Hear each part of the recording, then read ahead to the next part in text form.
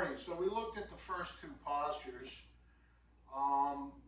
which while they look very basic, getting them to where you're actually suspending from your crown point is very important. So, for example, if I borrow Marcel here, and he grabs my arm, if he goes to pull my arm and I'm holding my chest, he gets a piece of me because I'm holding with stiffness. But I can open my spine with natural triggers by, seeing someone in the distance I haven't seen. Now if he pulls, and it's like, like I haven't seen you in years. I can't wait to talk to you, right? Or if I, now again, if I try to be tight and hold my posture, Jesus, excuse me. The difference is pretty significant when you get it.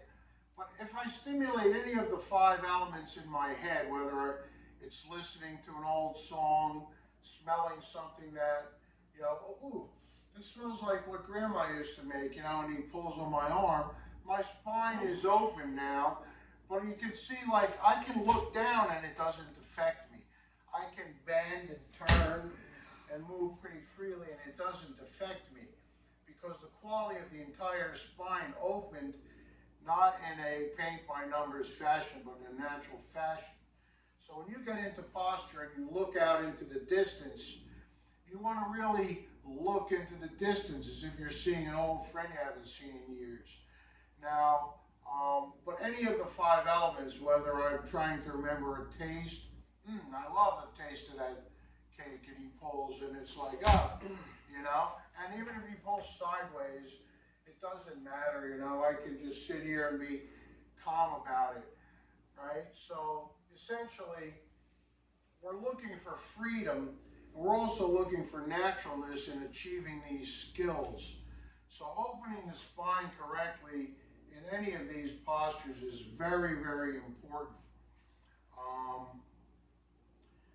Looking in the distance is tremendous. Keeping the eyes level is tremendous. If I look down past 45 or up, or left or right, it throws the whole posture out because that's the functional range of movement within the posture.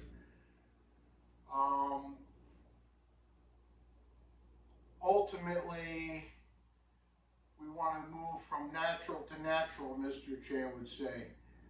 And in the middle, you're studying like what it is that defines natural and what doesn't. And any kind of mental contrivance where you try to copy someone's movements and shape in a paint-by-numbers type of thinking tend to result in some sort of part that you missed, and the contrivance of it is not natural, so the quality of the tissue is not appropriate. But when I, do what I call up periscope, which is essentially when I try to power up any of the 5 elements that are in my head, I want to see farther, hear farther, smell farther, etc., feel. All these things will cause the spine to open in a natural way. When the spine opens, the other joints also open. And this creates a tremendous amount of power, as you can see.